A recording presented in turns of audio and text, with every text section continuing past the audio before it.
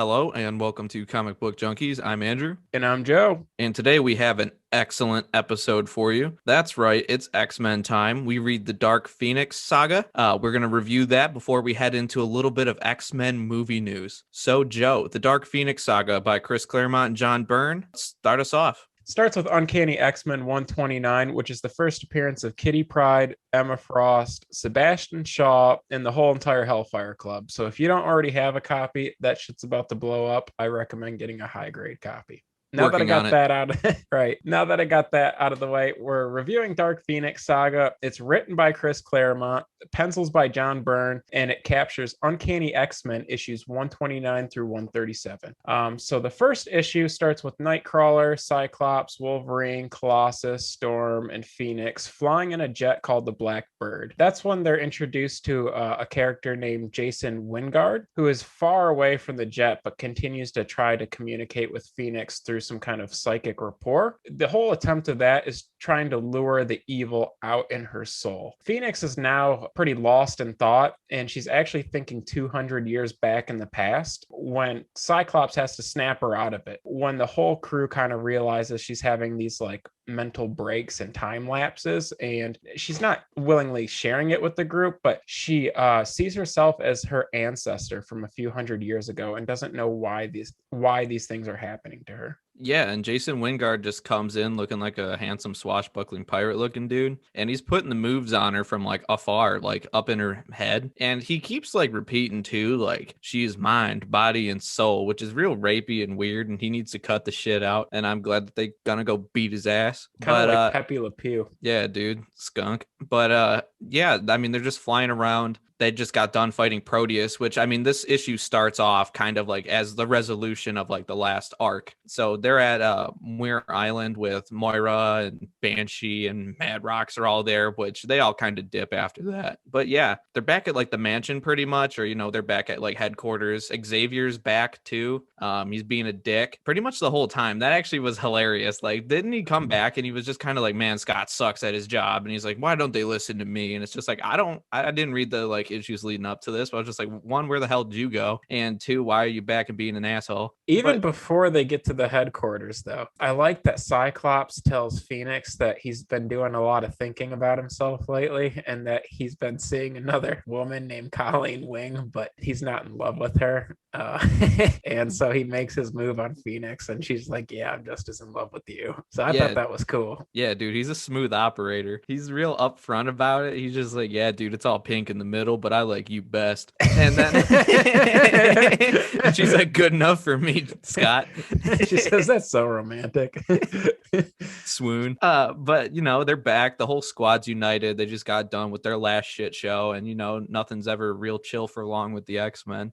So Cerebro picks up 2 mutants on like its little ping, which we find out the Hellfire Club actually tapped into as well. And we find out it's the first step of Emma Frost and Kitty Pryde, like you said, and we start to kind of get into that part of the storyline. We also see Dazzler as well. That's the next issue though. But yeah, they go to visit Kitty Pryde, a young girl who's just kind of chilling at home. Things are pretty normal for her. She doesn't feel well. She goes upstairs, and then she finds out that she phases through the floor, and that Emma Frost is visiting, talking with her parents about oh, we can take her here, we'll guide her, and everything like that, and take care of her. And then the X-Men also show up, the whole freak show in tow, and they do the same spiel to her parents. And so the X-Men take her out to an ice cream shop, casual stuff, and they just kind of hang out when like shit hits the fan. So the X-Men were broken up into 2 groups. So one goes after Kitty Pryde, and then one goes after the Dazzler. Kitty Pryde's in Chicago, and that group is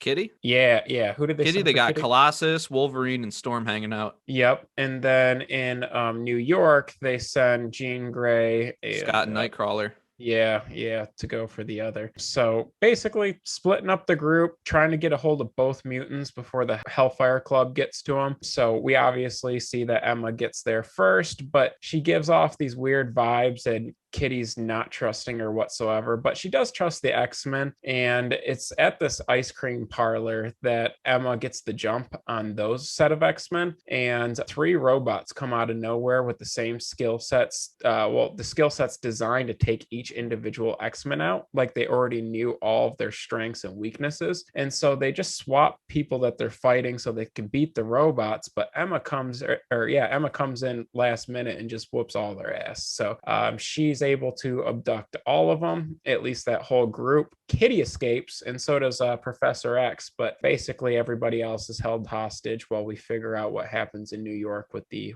other set of X-Men. Speaking of which, now that we're in New York in issue 130 here, how cool is it that the X-Men just got a Rolls Royce to just fucking roll around in, dude? I'm jealous. Yeah, dude, they're like Rick Ross rolling around town, and it's just like, where'd y'all get all that money from? And it's loud. Got the butterfly doors, ice cream paint job, the double R. Fuck it. But they go in, they're looking for who they don't know yet, but as we know, it's Dazzler. And Jean's just going in there, and she's reading all the disco freaks' minds, and she's just getting like horned up. She's like, I'm not supposed to like this, but I kind of do. I'm just like, why'd you need to even add that? But that's where we meet Shaw, who is badass, dude. He's I don't even know how to really describe how he looks. He kind of looks like he was like from a Quaker or like, fucking Boston Market. I don't know, but he's fucking, he's fucking get a rotisserie chicken and call it a day. Yeah, dude, that's his lifestyle. He's got apparently like a ton of guap. He's fucking bodied up, and he's got fucking swashbuckler shoes, like a fucking pilgrim, and he just hangs out, dude. And he's kind of the mastermind behind the whole Hellfire Club. And Wingard's kind of trying to cuck him out of it because he's a slimy asshole as well. But Kitty is she's kind of trying to help out the gang as well. Scott's kind of like, what the fuck? When they're on the disco floor, Scott's like, what the fuck? When he sees Jean kissing Wingard, he's like, why is she doing this shit in front of me? And he's getting so mad, dude, because now he's getting cucked by Wingard, and Wingard just cucks everybody he can, which I respect. It's got macho energy, dude. And that's when we see Dazzler. She's just a performer on the stage, just kind of doing her thing. And that's when Jean and them start to realize, like, oh, this is who we're here for. And then that's also when Nightcrawler, Jean, and Scott get ambushed, like immediately after, because obviously the Hellfire Club's got the same tip. They got the same tip. Kitty's able to sneak in though, and she goes up to Storm, and Storm still has like some clothing on, and rips that off and writes down a phone number for Kitty to call so that they can get help. And so she gives a phone number to Kitty. The guards find Kitty, and this is finally when she uses her powers for like superhero purposes for the first time, takes the number on the cloth and runs right down the floor. She escapes somehow through one of the walls or floors and is able to ping Nightcrawler for backup. They go and they rescue Kitty. They try to save the X-Men, like, as a kind of like a larger squad now. Wolverine gets freed. That's never good for anybody. Scott, he's kind of got scared of like Jean's power too when he notices her kind of getting like real kind of angry, like, because they kind of come to a head and things boil over with Emma Frost. They take out the grunts. They're fighting Emma's like powers. She can like mentally fry people like the same way that like Jean can, but Jean got some like real bad bitch energy when she was talking to Emma, and she pretty much just levels a whole building in order to like roast her ass. And it's just like, damn, you didn't have to go hard like that. And Professor X is like, fuck this, dude, we're out, before the cops roll up. And the whole squad just dips, dude, like a bunch of teenagers throwing rocks through windows. They're just like, fuck it. Yeah, it was so cool. There's another cool scene too where Kitty's getting chased down in a car, and Jean Grey comes to the rescue and saves Kitty by halting the vehicle with her powers. And she doesn't just stop it, she crumples the fuck out of it, pretty much handicaps these people. And later on in the series, they need to sneak into the base, and so she uses her powers to uncrumple this vehicle, and then they all get in the vehicle and just drive to the base as if they were employees. Yeah, dude. Where's Jean when like Tiger Woods needs her? Shouts out. Oh shit. That makes too much sense. Oh, my bad, dude. But uh pretty much this whole shit show boils over. Like we start to notice that like Jean's getting like way too strong, and everyone's just kind of like looking at her sideways. They're like, yeah, that's pretty good, but like why is she acting different? But like I said, like, after everything kind of reaches a boiling point, Jean just levels the whole fucking building, and they're pretty much done with it and dip out of there. And that's when they start to go visit Angel out in like New Mexico, who rules, by the way, dude. He's just like, I'm Warren Worthington III, and he's just flying around New Mexico, dude, fucking all rich and shit. Like, I'm jelly. That's probably where they got the Rolls Royce. And at the end of this issue too, Dazzler decides not to join the X-Men moving forward. Her heart's in performing apparently, but Kitty says, yeah, that shit was sweet, let's go. So Kitty becomes a member of the X-Men. Hell yeah. And yeah, so they're down in New Mexico now. Pretty much all that's behind them. And everyone at this point is starting to notice it becomes less about, the Hellfire Club to a degree, and the New Mutants and everything like that. And it kind of shifts gears, and it starts to become more about Jean and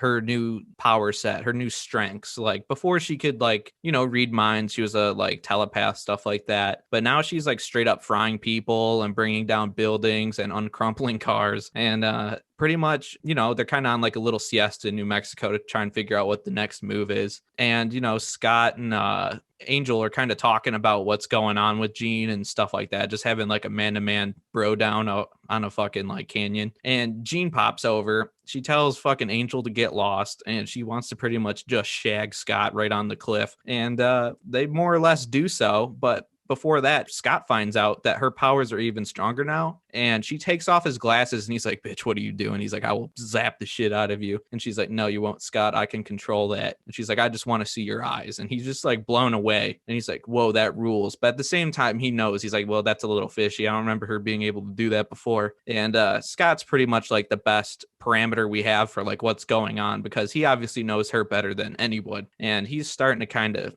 get like that fishy feeling being around her. Yeah, they definitely they get pretty romantic, do the whoopee. The whoopee. The whoopee.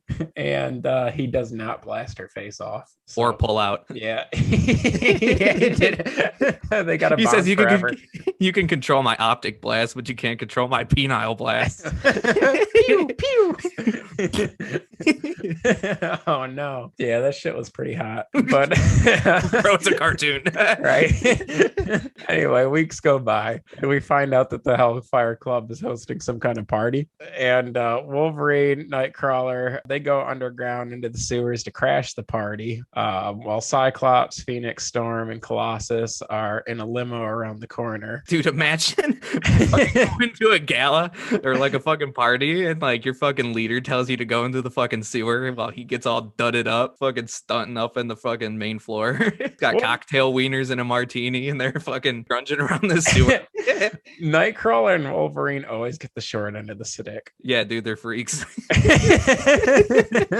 the short hairy guy and the fucking German devil down into the basement. Right. And us normies will go upstairs. Get dapped up. Dude, how about Colossus too? He looks pretty normal. He's just huge. And they're just like, nah, go into the sewer with the rest of the freaks.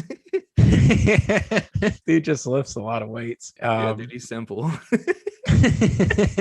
Oh, how about that time where they finally get to like the dance or whatever, and Wingard fucks over Scott again because they're dancing, and he pulls right up and just takes her from her and starts dancing with Jean. Dude, he hates getting cucked, dude. It keeps happening to him too. Like even in like the last couple issues ago when they were like dipping the first time they started fighting with Wingard, like he just sees him like out on the street as they're driving away, and he just looks at him and he's like, I don't like that guy, but he just keeps driving just for him to come back in this issue and just get cucked by him again. You don't even ask. He just shows up, grabs her, and he's just putting his moves on her. It's just like, whoa, no respect, dude. No respect, dude. And he wants to break it up, but without breaking up the party, just to, not draw attention. And then this is the part where we find out that she's actually becoming the Black Queen or the Dark Phoenix. So Colossus and Storm hear a noise because there's something that hits the ground loud as hell. So they come to check in, but they're stopped by Sebastian Shaw. he goes toe to toe with them, not wearing a t-shirt for some reason. That was cool, dude. Yeah, he's really into the party. Yeah. A little too sweaty for me. But they found him upstairs. But lastly, Wolverine and Nightcrawler run into the third main player of the Hellfire Club, which is some tubby red Leland. Yeah, Leland, Harry Leland. Dude, how about fucking Wolverine calling him a fatso? That shit was hilarious. Roast session, dude. And he calls Pierce a flaming robot. This dude should have turned around and ran right away, dude. They're getting berated. That was enough for them to back out then, but they should have knew. He warned them. But yeah, dude, I mean, then yeah, all these fucking dudes come out of nowhere. Like we got Fat Ass and the Robot come fucking introduce themselves when we got top half wrestler, bottom half Pilgrim, and the fucking date rapist all trying to fight the X-Men. And they actually kicked the X-Men's ass too. Yeah, everybody dude. But like Wolverine, because he gets like sucked up into the water. Or I mean, he got fucked up. He's just lucky he didn't get drowned. Yeah, dude, he's the only one that some really weight on escapes. Yeah, he did get lucky, but everybody else gets held hostage except for the Wolverine, and he's nowhere to be found, but presumably dead. So that's what gets us into Uncanny X-Men 133. How are they getting caught so much though? It's like, what's their problem? Like, I get the Hellfire Club's badass, but like, you're the X-Men. Y'all get like chained up like every other issue. It's like, y'all need to get better at your job. It's probably why Professor X so stressed out all the time. Dude, I don't blame him. Jesus Christ. But yeah, it's pretty much Wolverine time from here on out, since he's the only one who's not fucking chained up somewhere, and he tosses up 3 goons like it's nothing. It's pretty wild because I mean he don't take it easy on him, and he just moves so much faster, and he just pretty much fucks him up. But he defeats all of them except for that one guy, and he just decides to scare the shit out of him so bad that he gets to probe him for information on the Hellfire Club. So I thought that was kind of cool too. It was cool, like especially because like we know Wolverine like goes wild, he'll just start cutting people up, but like he showed restraint. He's like, nah, it's a bad idea. So yeah, it was a cool character moment. I agree with you there. But we do find out Wingard literally did seduce Jean into joining, like in her head, which is still so creepy though. But I don't even want to touch what happens next, so we're gonna gloss over that. Jean says some things that in today's time and context you wouldn't see in a comic book, and they're all in the 1700s in Jean's head, and she sees all of them as not X-Men but people of the 1700s. Oh, they're George Washington's like rebel or like troops or something. And then there's Storm, also known as Beauty, the translation of Aurora, who just happens to be a runaway slave. Yeah. And so the first thing she says to Storm is, in all the years you have been my slave, I've never mistreated you. And Storm's like, what the actual fuck did you just say? Are you fucking kidding me? Right. And she doubles down and fucking smacks her after that too. And it's like, whoa, yeah, you're really evil. And so she becomes the Black Queen officially. I guess that gives them enough time for Cyclops to come up with an actual plan. And so because he performed Whoopi on the in New Mexico with Phoenix, because they slept together, he's created some kind of bond where they can meet each other in thoughts. And he meets up with her in this imaginary realm to tell her that she's actually an X-Men. She's not a part of the 1700s, and Storm is not her slave. And Wingard is able to meet them there for some reason, and before he can fully convince her to snap out of it, Wingard pulls out some swords and just starts going toe to toe with Cyclops. Yeah, dude. And then he fucking jabs him with it and like kills him mentally, and his ass just knocks over on the floor. And everyone's like, what the fuck? Why did you just pass out like that? And Scott almost like straight up dies there because of like the shock from like his mental self like dying. But we find out that that's actually like good enough to actually help kind of save the day, because Wolverine and Cyclops both get tossed up at the end of this issue as well, and everyone's just getting tossed up left and right, and it's kind of silly. But yeah, Cyclops wakes up in issue 134. We find out that it was only temporary weakness when Wolverine comes to break everything up. The Black Queen goes to stop him, but it's just enough of a distraction for Phoenix and Cyclops to reconnect through their psychic rapport, which also frees up Cyclops, and he can unchain the rest of the X-Men so they can finally fight the Hellfire Club again. But this time they're a little more successful. Yeah, they attack quickly, and they actually do turn the tables for once, except for Shaw, who's still boss as fuck, and he just tosses up Storm and Nightcrawler. He'll take them all on because he's just like too fast, bro. Like she tried to like freeze him, it didn't actually work. I mean, he's like, oh, I'm getting weaker, but like that didn't stop him from still like grabbing them both by like the legs and slamming them around. So that was pretty badass. But you know, Cyclops and Wolverine team up. Hell yeah. They ask what happened to Leland, and Wolverine's just like, do not ask. And Scott's like, oh fuck, Professor's gonna have a fit. Like Scott doesn't give a shit like if Leland's fucking dead. He's just more upset that like Professor X is gonna be bitching about it later. Yeah, he's like, I don't want to get in trouble. Yeah, dude. He says, you better not tell mom and dad. It wasn't that bad. But no, Wolverine, I actually really like that scene. I kind of glossed over that as well, but Wolverine starts fighting Leland again. He's like, okay, I'm gonna fucking kick your ass, and he's got him, dude. And he's about to come in and pretty much pierce him anyways with his claws. But Leland uses his power at like the exact worst time to like make gravity like, you know, stronger, make Wolverine way more as he's already coming down on him, like claws out. So he pretty much just killed himself. And Wolverine's just like, whatever, dude. No sweat off my back. But yeah, and then after that, I mean, Jean's free. She fries Mastermind shit. We find out that Mastermind, who first appeared in X-Men 4 with the Brotherhood of Evil, he's actually Wingard, and usually he's just like an illusionist and, you know, stuff like that. He doesn't have like psychic powers, but it's actually, they find out due to this device that the White Queen created, he could actually put illusions like in her mind, and that's how they kind of find out like what's been going on. And, you know, they say, fuck, we got to get out of here again. The cops are coming. And then Jean turns into the Dark Phoenix, and, you know, shit gets somehow even worse. As soon as they're trying to escape, they're like just aborting some kind of ship, and she turns into the Dark Phoenix, which blows up the ship. Everybody loses their ride home. Everybody's falling out of the sky, and Dark Phoenix kicks everyone's ass. And then Colossus tries to throw a tree at her to like slow her down, but she turns him back into like his human form, and so he's fucking just as, I don't know, just some regular buff dude, right? And so this tree's crushing the hell out of him, and so Wolverine peeps and tries to save him, but then she turns this tree into gold, and then they're both getting crushed. She's stone cold, bro. Quickly leaves them alone, flies up into the universe, fuck some space people up, and to say the least, dude.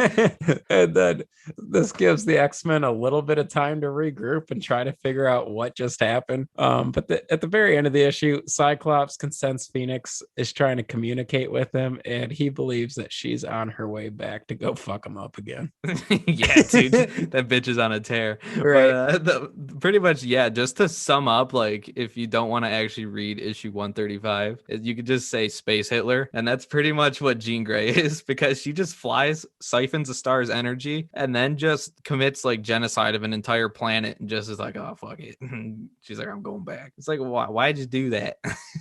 She flew all the fucking way to whatever fucking part of the galaxy that was, and just fucked up those people. And it turns out it was just a like planet full of like hippies too. Did they say why she killed 5 billion people? No, she's like, I'm hungry, so she siphoned a star. Like she went all the way to that specific place. They're like, oh, there's 12 planets, and one of them has like really like smart like hippie life on it with 5 billion people, and that's who she decides to fucking kill. And it's like, oh, okay, well that wasn't good. But also, back on Earth before she goes and commits genocide in space, how about Shaw just like narking and just acting like he was the victim? And they're like, what do you want us to do? He's like, well, obviously the only thing the feds can control, Sentinels. It's like, why the fuck would you suggest Sentinels? You're a mutant too. They're just gonna toss you up. But he's such an ass, dude. The Sentinels, like the worst thing to happen to mutants. He's like, yeah, let's bring those goes back. But yeah, I mean, that's pretty much all issue 135. It was a pretty wordy issue. I mean, Dark Phoenix dips into space and like pretty much the whole Marvel universe recognizes the power. Like I think like what, Spider-Man, the Fantastic Four, Doctor Strange, they all kind of turn and are like, holy shit, the energy's off the charts. Or they see like the giant flare in the sky, which I thought was like a cool little like cameo that, you know, they had the greater Marvel universe there to kind of, you know, build up her power and kind of say like, whoa, she is strong. Her power level's over 9,000. Whoa. But yeah, that's all that is.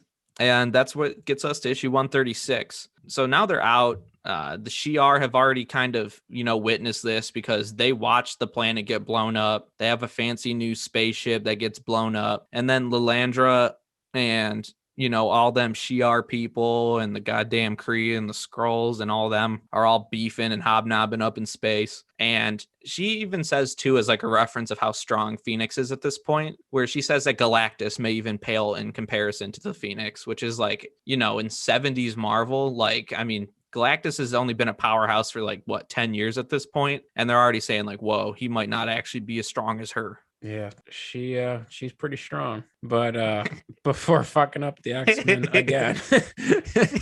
again, she decides to head home where she's born as a human and visits her parents, but as the Dark Phoenix. At this point, I'm nervous she's going to kill her parents, but it seems like she's having a battle in her head between Jean Grey and the Dark Phoenix. Like they're definitely connected somehow. And so she leaves the area before anything serious happens to them. When Nightcrawler comes out of nowhere, per usual, and slaps on a headband device that Beast made to weaken her powers so that it's a more even playing field for the X-Men to fight her. Yeah, but she still ends up whooping their ass. So it's just like, Jesus Christ. Like at this point, why don't they just get rid of their fucking costumes and get a bunch of fucking like leather gimp masks and shit since they're gluttons for punishment? Like running around a bunch of fucking leather like straps and shit because they're always just getting their fucking ass smacked on the regular, dude. Like, you're right.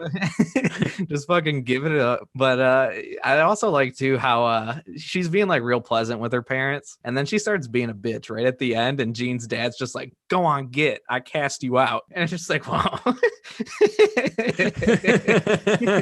This shit was so cool, dude. Oh yeah, it was. But yeah, I mean, they're all just getting beat up. Wolverine says he's gonna finish her off, but we find out here too, I don't know if like it's documented prior, but like we find out he has like strong feelings for her. I mean, obviously, like reading current Marvel, we know that there's like some weird like three-way polygamy type thing almost being like pushed on us. But back in this, he's just like, I'm gonna finish her off, but like she overpowers the Scrambler. He couldn't do it in time, and she fries the Scrambler and she fries the shit out of everyone else. And Scott's like appealing to her emotions, but the professor just rolls up in his wheelchair, dude, and just fries the shit out of her brain. It was a very Danny DeVito moment. Yeah. He just came out of nowhere with his toe knife and janks. Which is so cool because he fries the shit out of her, but she gets right back up and she fries the shit out of him, and then he's like laying on the ground all crumpled up. He's trying to talk like that shit. A game hot potato, bro. She fries the fuck out of him, but like apparently it works, and we think that she's finally dead for some reason. And Scott's proposing to her like as she's like dying, but turns out I love you, baby. Yeah, which I love earlier in like this too. Like he totally was like, you know, before Beast came and you know everything's like he's like talking. Everyone like was talking about how they feel bad and how they don't want to like kill her, obviously, because nobody had the balls to do it. But I like how Scott suppressed his feelings like a man. Fuck yeah. But then later on, like that's what really saves the day is him kind of appealing to her. She's a little bit more sane now. And, you know, everything seems peachy keen after she just committed genocide and almost tossed y'all all up for the 5th time. And that leads us into issue 137, where we wrap things up with an extra sized issue. Wait. I like that he proposes to her right in front of her parents at the very end while she's laying on the ground after they got through zapping each other. Yeah, I like how they just like roll up too. They're just like, oh, hey, everything's normal now. And then I like how he asked too, like he has a misbehaving child, like, Xavier, what's going on here? It's like, you just saw her just crumple everyone up again. And then bam, issue 137, they're somewhere else. So the first panel, the Watcher is explaining Butthead. Butthead, that he remembers creating Jean Grey and He how didn't create her, bro. Just watching the whole universe grow. You know what I mean? Like they're all his children in a sense. One way to put it. And how she's the Watcher's so just powerful. spreading his seed. He travels from land to land like fucking Paul Bunyan. He's just Johnny Appleseed, fucking shooting left and right like he's feeding the ducks. Yeah. That big ass head, dude. Just making ducks. But he says that he remembers creating her. And God damn it. You just watched her grow up, bro. Yeah, how powerful she's become in the blink of an eye, right? Yeah. And how he can't intervene, but he's curious as to how everything is going to play out moving What a forward. hypocrite, dude. He intervened in the Galactus trilogy. He's always intervening. Yeah, he's a bitch. He can't make up his mind. No, he really can't. But all the X-Men, including Professor X and Angel, who brought Professor X to zap Dark Phoenix. That's funny too. And that was his ride. Dude, how'd he get him there? You strap him to his back or like carry him by the back of the wheelchair handles or what? Oh, they flew. Or did they have like an actual like Rolls Royce? Or like a Blackbird or something like that? Or was it just like Angel carrying a dude in a wheelchair through the sky? I think it was an ET moment. Okay.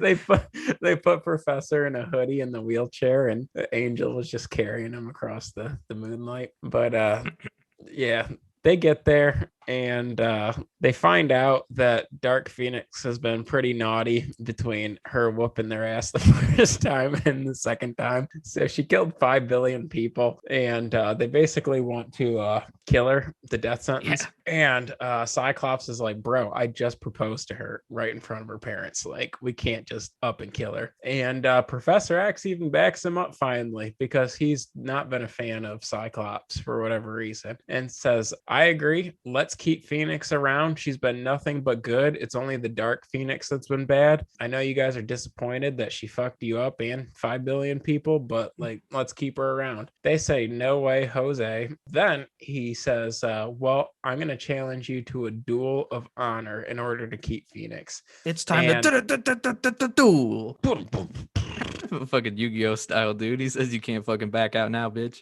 Yeah, and they don't. The leader agrees to the duel.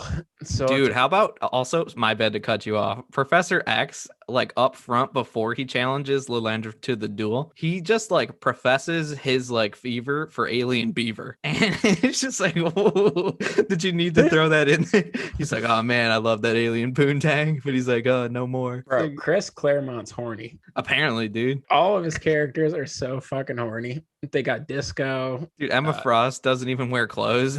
Yeah, dude. Long in a corset. The whole running around town. Shit was sweet. Yeah, dude. So the leader agrees to the duel. And so the challenge begins at dawn. At this point, everyone rests up in their own private rooms and they all reflect individually, which I thought was actually a cool form of storytelling because you get to know more about each character individually and like how they process their thoughts and what their perspective is on the situation. Like, should Phoenix actually be executed? Should we do this for her and Cyclops? Like, they all come to a conclusion at the very end and that they're all going to stick up for Jean Grey. So it's a classic 8-on-8 battle, and then they get warped to some kind of battle zone. I love that like each one of them too says in like their inner monologue that like they can't really forgive her for being Space Hitler, but that they all like either see her as a sister or they like love her or have experienced the love that she gave them, and like that's like, you know, invaluable to them. So they're like, screw it, we're all X-Men, we ride together, we die together. And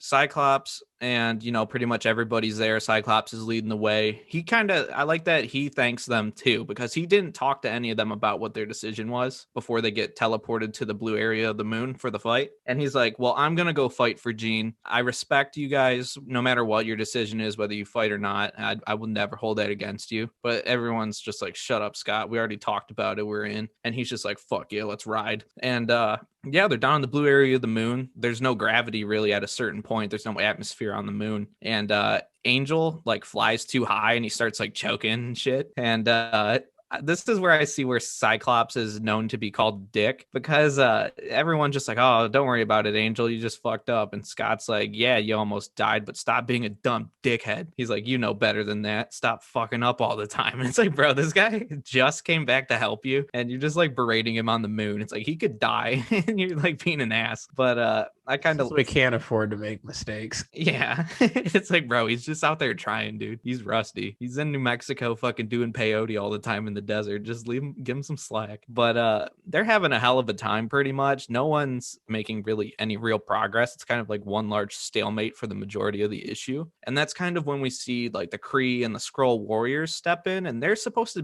just be observing. But when they deal with like Wolverine, they just like start beefing again, which is kind of what helps turn the tide a little bit, because they're always, something's got to give. Also, don't like how Gladiator was beating Colossus. Like I kind of get Gladiator's like, more like OP because it's kind of like a weird space alien Superman type deal. But Colossus is so much cooler. I'd rather see Colossus beat his ass. Also, Scott and Jean are kind of goals in this issue, like relationship goals. Like they're so in it to win it, because it's pretty much just them two at the end. Scott's like being an emotional man again. Yeah. And Jean's just like, oh, I love you. We're going to do this together. Well, and they try, dude. Unfortunately, the game becomes irrelevant because we find that Jean is now becoming Phoenix again, which means that there's no saying that she won't become Dark Phoenix again. There's another ass whooping on the way. There is, dude. And it's coming. And the X-Men need to put her down, even though they don't want to. It's like a dog that bites someone,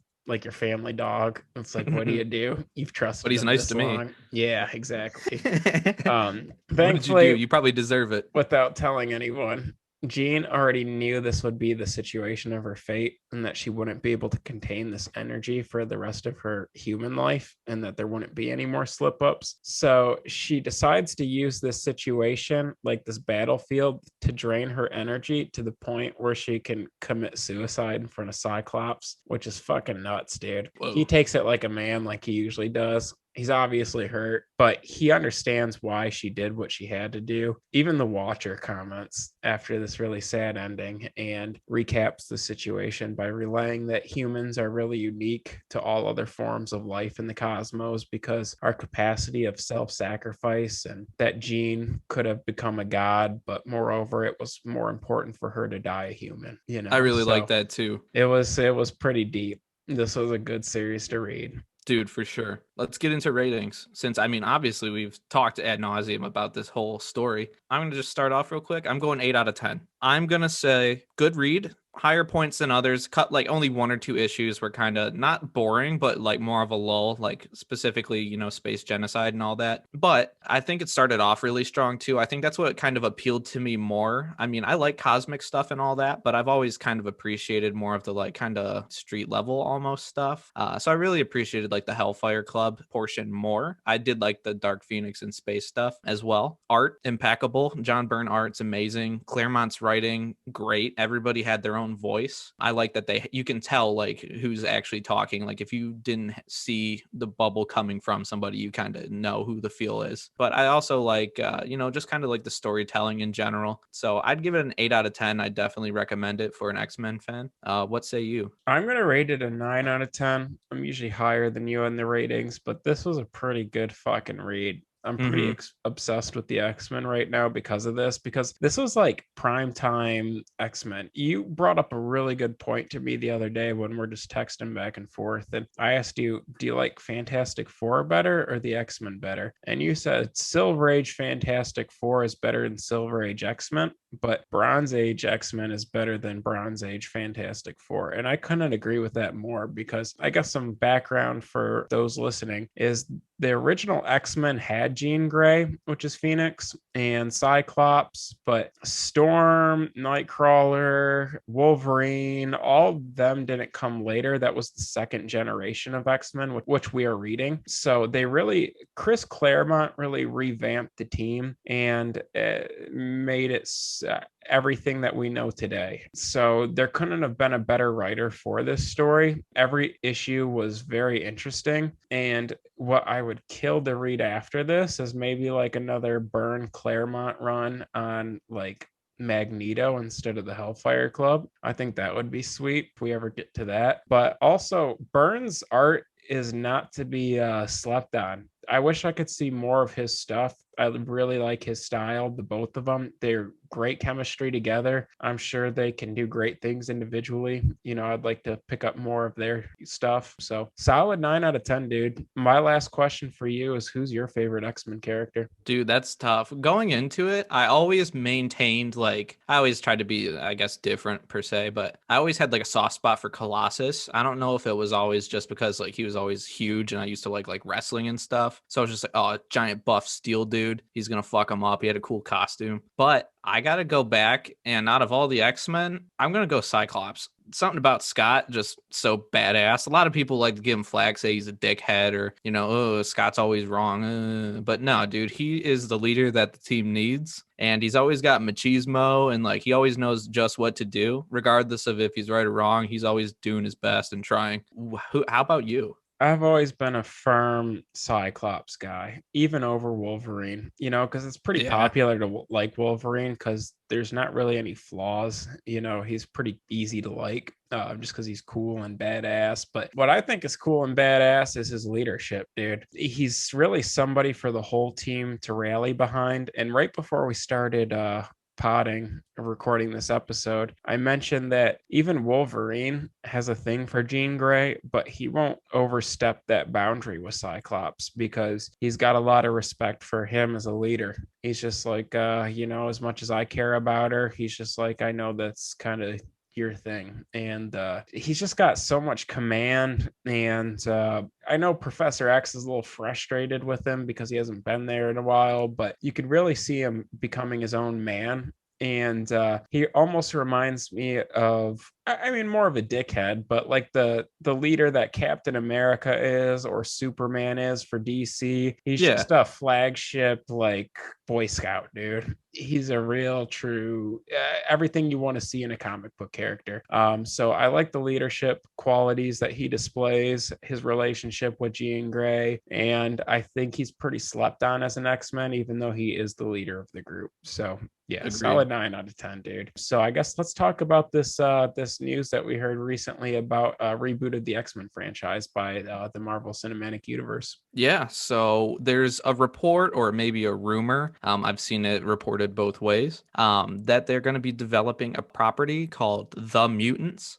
There's really no other information out there about how long it's going to be, when it's coming out, who's going to be in it. But it's very clearly going to be an X-Men movie. We don't know if it's going to be the like OG team or who, but there's definitely going to be mutant properties coming. So I think that's awesome. I mean, who doesn't want to see that? To a lesser extent, I mean, that's also like something we were both expecting. They acquired Fox in 2019. So we knew that those properties, along with Fantastic Four, were coming back. We've heard like also about the Fantastic Four. I think the director for Spider-Man said that he's got them coming back. We don't know when for that either, but it's cool to see such a big property, especially like a cash cow like the X-Men, who've, kind of had hit or miss success at Fox, be properly returned to, where they belong. And they've been gone since like the early to mid 90s over at Fox.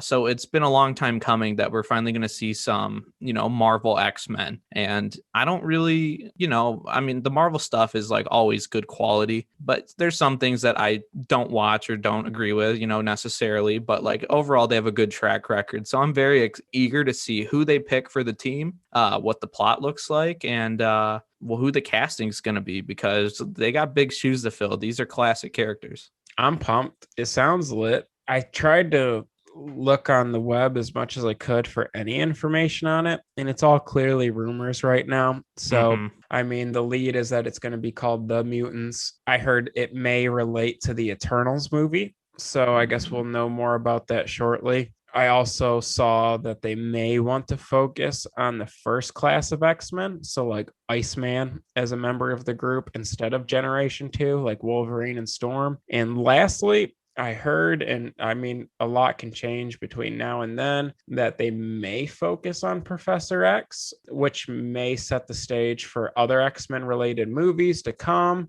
because they're not going with the title X-Men, as far as I can tell. So they can either bring that later or it's their way of making it all inclusive. I'm not sure, but I'm sure, we'll figure out a lot more as time goes by, because it could all be fake news for as far as we know. But I'm excited that Marvel is at least pushing this forward, because that series, all those characters deserve a good revamp. For sure. So my question for you. So I mean, this is going to be purely speculative, but how would you like to see them introduced? Kind of, I guess, like, what characters do you want to see, like an origin? Do you want them to just kind of pop up and be like, oh, they've just been like training all these years and now they're going public? Do you want it to be the original team, or would you rather it just kind of start off with like a mix? Like, say it's already like established, like, or like there's lore that there already has been in the original X-Men team kind of operating out there, but now there's the new team. Because I'm open to pretty much whatever. My heart is set on like the newer team, but like I love the old stuff as well. Where do you want to see them start? I would love to see them start from the beginning. So bring Iceman back, forget about Storm and Wolverine for a minute, and Unfuzzy Beast? yeah, and just focus on that kind of stuff. I think that would be pretty cool. So I think an origin story for Professor X would be pretty sweet. I'm not against any of that. However, I do think it would be difficult to pull off with how far they are in the Avengers. So because those characters are already so well developed, it's just like, how we now finding out about mutants for the first time. So realistically, these characters have to be in the works somehow, or like under the radar, if they are going to introduce, Gen 2 X-Men. But I think it would be cool to just start from the very beginning, focus on maybe the Brotherhood of Evil and even Scarlet Witch and Magneto, and kind of expand forward into the Dark Phoenix saga, because I don't think it was very well done recently. No. But yeah, there's a lot of different ways they can go with this. As long as it's well done, I'm happy. Do you want to see anybody from any of the old movies return in any capacity, or do you just want it to just be fresh cast across the board? Fresh cast across the board. Now, the only exception I would make to that is because Ryan Reynolds already plays Deadpool in the MCU. I don't think you necessarily have to recast him if there's like a cameo there, or No. some kind of just like brief appearance. But other than that, I want like a new Professor X, a new Magneto, a new Marvel girl. I want a new Cyclops. Like, start fresh, dude. I don't want just like a fresh set of paint. Like, I want the wall torn down, rebuild. I agree with you. The only thing that like I would like bend the rule for that on is Patrick Stewart coming back as Professor X, because I fucking love him, dude. Ian McKellen as Magneto, as old man Magneto is fine, but I want in his prime Magneto. But come on, Charles, they want to destroy the mutants. It's like, what wasn't sweet about that, dude? That was sweet. I just, if everybody else is different and he's the same, I don't know. But They want to destroy us, Charles. They want to destroy the mutants.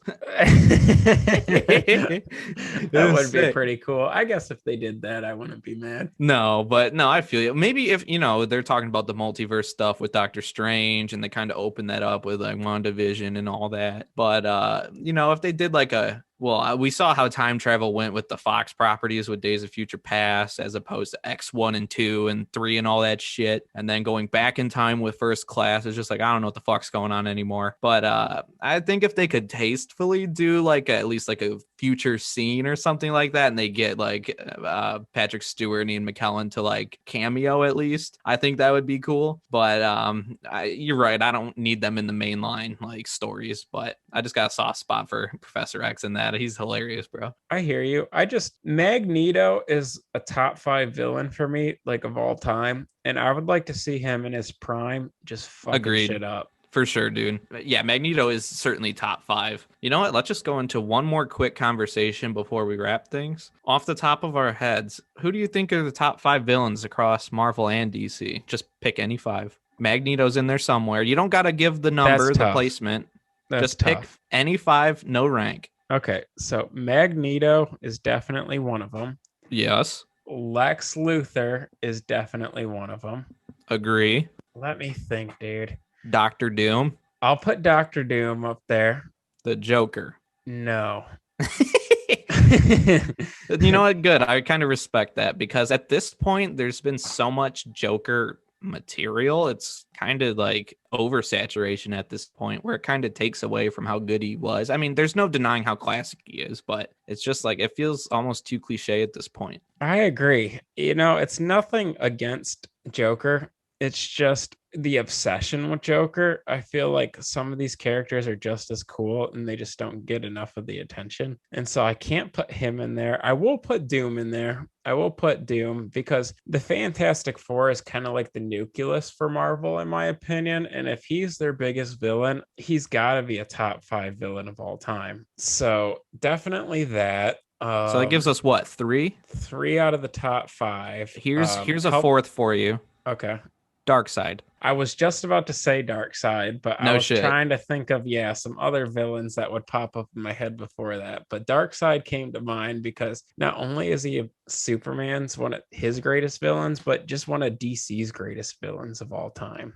So that's 4 of them. And then 5th one. Let's go Green Goblin. Good choice. You know what? That isn't even where my headspace was going, but Green Goblin makes a lot of sense. Because Spider-Man's like a top 5 hero of all time. And it's either got to be Venom or Green Goblin as his greatest adversary. Or Dr. Octopus. He fights that dude a lot. He does, but I feel like Green Goblin still takes the cake just because of Doc Ock's bowl cut.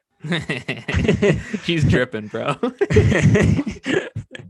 So there's that. I mean, you could say Thanos, right? But I didn't really care about Thanos until this actual movie represented him really, really well. You could say Galactus, and then my kind of under the radar one would have been Ra's al Ghul, just because he taught Batman how to fight. Yeah, dude. I was thinking about him too. He is slept on. Also, I mean, he's kind of smaller in scope, but I think he still deserves the respect as well. How about Reverse Flash? He fucked up the whole DC universe in Flashpoint. And he makes Barry's life a living hell every single day.